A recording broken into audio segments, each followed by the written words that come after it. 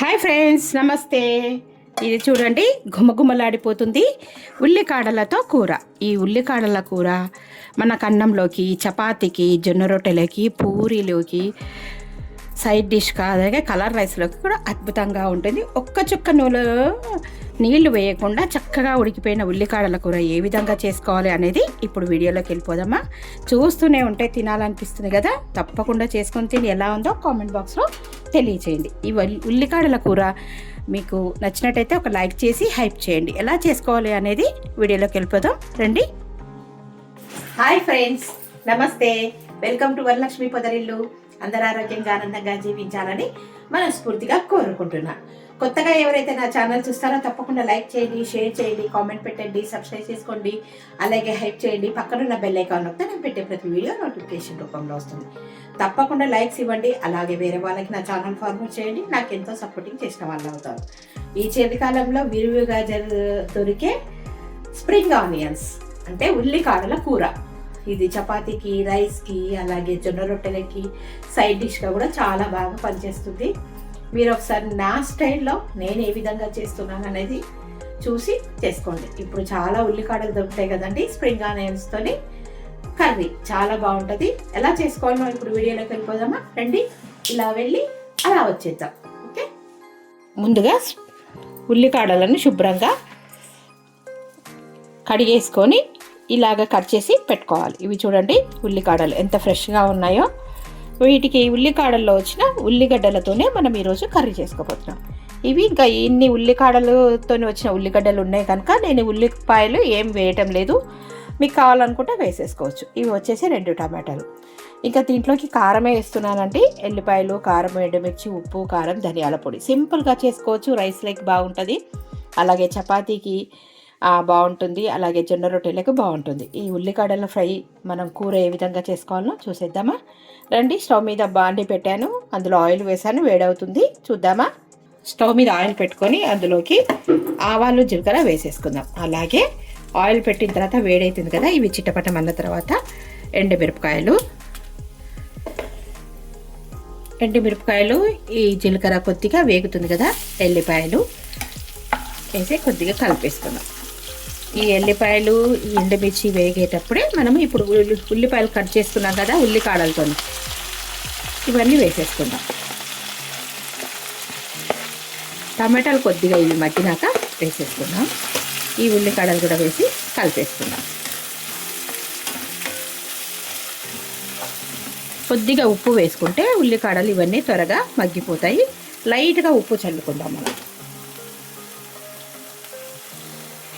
చూడండి, కొద్దిగానే వేస్తున్నా, మళ్ళీ కర్రీకి సరిపడదంతా వేస్తాను, త్వరగా మగ్గిపోతాయి. సరే కలిపేసి మూత పెట్టేసి మగ్గనిద్దాం. ఈ ఉల్లిపాయలు సరిపోతాయి, మీకు ఇంకా కావాలనుకుంటే వేసుకోవచ్చు. మూత పెట్టేసి పక్కన ఉంచుదాం. ఇప్పుడు ఉల్లిపాయలు మగ్గినాయేమో చూపిస్తాం.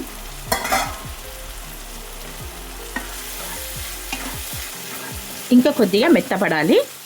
కొద్దిగా కలర్ చేంజ్ అయ్యాక టమాటోస్ వేసుకుందాం. చూడండి, ఈ ఎండుమిరపకాయలు ఇవన్నీ వేసేసాం కదా, కొద్దిగా కలర్ చేంజ్ అయినాక అల్లం వెల్లుల్లి పేస్ట్ వేసుకుందాం. ఇప్పుడు ఉల్లికాడలు మగ్గిపోయినాయేమో చూద్దాం. వావ్, చూడండి కొద్దిగా వడలిపోయినట్టు అయినాయి చూసారా, అంటే ముడుచుకుపోయినట్టు అయినాయి. ఇప్పుడు అల్లం వెల్లుల్లి పేస్ట్ వేసుకుందాం. 1 టేబుల్ స్పూను అల్లం వెల్లుల్లి పేస్ట్ వేసుకుందాం. వేసి ఇది కూడా పచ్చి వాసన పోయేంత వరకు కలుపుకొని మూత పెట్టేసుకుందాము.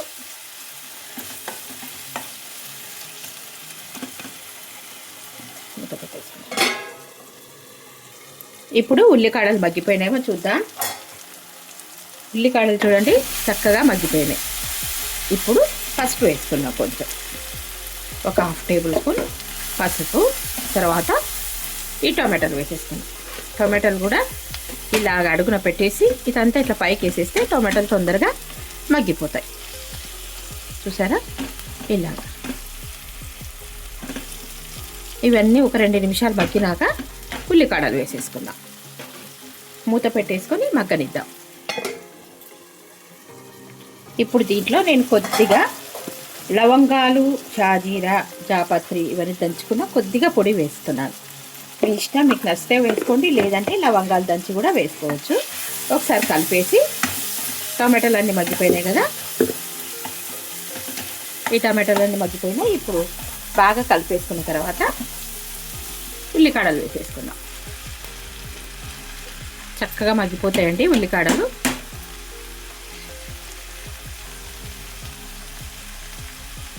ఒకసారి కలిపేసుకుందాం. చాలా ఈజీ. ఒకసారి ఉల్లికాడల్ని కలిపేసుకుందాం.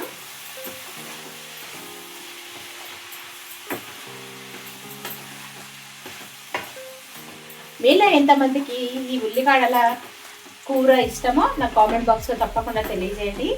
ఈ సీజన్లో బాగా దొరుకుతాయండి, చాలా బాగుంటుంది రొట్టెలకి. దీంట్లో ఎండు చేపలు వేసుకొని చేసుకోవచ్చు, ఎగ్స్ వేసి చేసుకోవచ్చు.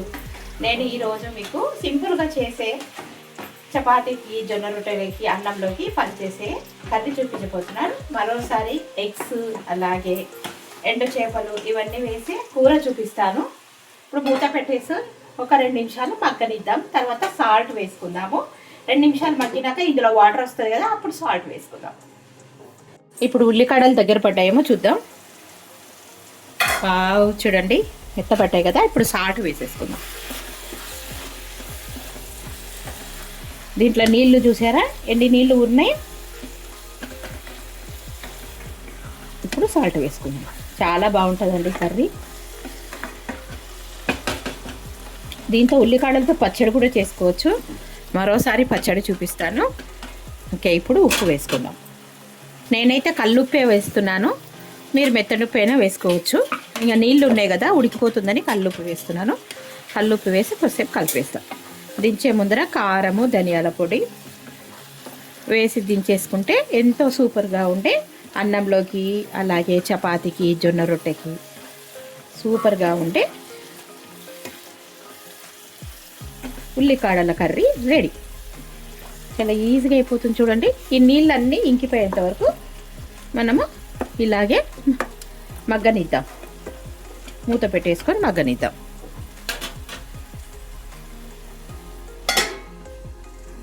ఇప్పుడు కొద్దిగా ఉల్లికాడలు మగ్గిపోయినాయి కదా, కారం వేసుకుందాం రుచి తగినంత. ఈ కొద్దిగా నీరున్నప్పుడే కారం కూడా ఎందుకు వేస్తున్నానంటే కారపాసన రాకుండా ఉండడానికి కారం వేస్తున్నాను. దీంట్లో పచ్చిమిరపకాయల కన్నా కారమే బాగుంటుంది. చేపలు అట్లా వేసుకున్నప్పుడు పచ్చిమిర్చి వేసుకుంటే బాగుంటుంది. చూడండి, నీళ్ళన్నీ ఇంకిపోతున్నాయి. ఇంకా మళ్ళీ కారం అంతా వేగినాక ధనియాల పొడి వేసుకుందాం. మూత పెట్టేస్తాను. ఇప్పుడు ఇందులోకి ధనియాల పొడి వేసేసుకుందాం. చూడండి, కూర చక్కగా మగ్గించి మనకు ఆయిల్ పైల్స్ అవుతుంది కదా. ఇప్పుడు కొద్దిగా ధనియాల పొడి, కమ్మగా ఉండాలనుకుంటే నువ్వుల పొడి కూడా వేసుకోవచ్చు. నేను 1 టేబుల్ స్పూన్ వేస్తాను. చూడండి, కొద్దిగా వేసేస్తున్నాను. పల్లీల పొడి అయినా సరే మీ ఇష్టం, నువ్వుల పొడి అయినా ఏదన్నా వేసుకొని కలుపుకోవచ్చు. ఒకసారి కలిపేస్తాను. ఇప్పుడు కలిపేస్తాను. వావ్, చూడండి మంచిగా ఉంది. ఎంత బాగా దగ్గరికి అయిపోయింది కదా కూర. ఎక్కడ మనం అస్సలు నీళ్ళు అనేది లేకుండా ఉంటే కూర బాగుంటుంది. ముద్ద కూర. ఒక 2 నిమిషాలు మగ్గనిద్దాం. వావ్, మంచి వాసన వస్తుంది సూపర్గా. ఇప్పుడు మనం వేసిన ధనియాల పొడి, తర్వాత వచ్చేసి నువ్వుల పొడి కానీ పల్లీల పొడి కానీ వేసుకోవచ్చు కదా. బాగా కలిపేసాను, సూపర్గా ఉంది. మంచిగా ఉడికిపోయింది. ఇంకా ఇది రొట్టెలకి బాగుంటుంది, అన్నంలోకి బాగుంటుంది, చపాతీకి బాగుంటుంది. ఎంత బాగుంటుందో. ఇంకా మనం ఏదైనా కలర్ రైస్ అలా చేసుకున్నా కూడా పల్లీల పొడి వేసాం కదా, కమ్మగా ఉంటుంది. ఒకసారి మీకు దగ్గర నుంచి చూపిస్తాను. చూడండి ఎంత చక్కగా ఉడికిపోయిందో. మెత్తగా ఉడికిపోయింది. ఒకసారి టేస్ట్ చేద్దామా. వావ్, అద్భుతంగా ఉంది, సూపర్గా ఉంది. ఉప్పు, కారం అన్నీ సరిగ్గా సరిపోయినాయి. ఒక 2 నిమిషాలు మూత పెట్టి మగ్గనిస్తాను. నూనె పైకి తేలింది. ఇంకా మనం ఇప్పుడు స్టవ్ ఆఫ్ చేసుకుందాం. చూపిస్తాను మీకు దగ్గర నుంచి చూపిస్తాను. చూడండి, వావ్, ఎంత బాగుందో కదా కూర. దగ్గర నుంచి చూడండి, సూపర్గా ఉంది. ఆయిల్ పైకి తేలింది. ఇంకా మనం ఇప్పుడు ఒకసారి కలిపేసుకొని స్టవ్ ఆఫ్ చేసేద్దాం. చూడండి, ఎక్కడ నీళ్ళు అనేదే లేదు. చాలా సూపర్గా ఉంది కదా, గుమ్మగుమ్మలాడిపోతుంది. ఇంతేనండి, చాలా ఈజీగా చేసుకునే అన్నంలోకైనా సరే, చపాతీకైనా సరే, జొన్న రొట్టెలకైనా సరే, పూరీలోకైనా, దేంట్లోకైనా అద్భుతంగా ఉండే ఉల్లికాడల కూర. ఎలా ఉంది? నచ్చిందా? నచ్చినట్టయితే తప్పకుండా లైక్ చేసి, షేర్ చేసి, కామెంట్ పెట్టి సబ్స్క్రైబ్ చేసుకోండి. ఓకేనా? ఇప్పుడు ఇంకా స్టవ్ ఆఫ్ చేస్తాను. మూత పెట్టేసుకుందాం.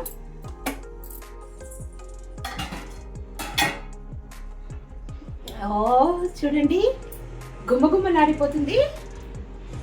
అద్భుతంగా ఉండే ఉల్లికాడల కూర. ఇది అన్నంలోకి, అలాగే చపాతీకి, పూరికి, రైస్కి, మళ్ళీ తర్వాత జొన్న రొట్టెలకి అద్భుతంగా ఉండే ఉల్లికాడల కూర. తప్పకుండా చేసుకొని తిని ఎలా ఉందో నాకు కామెంట్ బాక్స్లో కామెంట్ చేయండి. ఓకేనా? అలాగే మర్చిపోకుండా హైప్ చేయండి. Thank you for watching. Thank you for your time. మరో మంచి వీడియోతో మీ ముందుంటాను. బాయ్.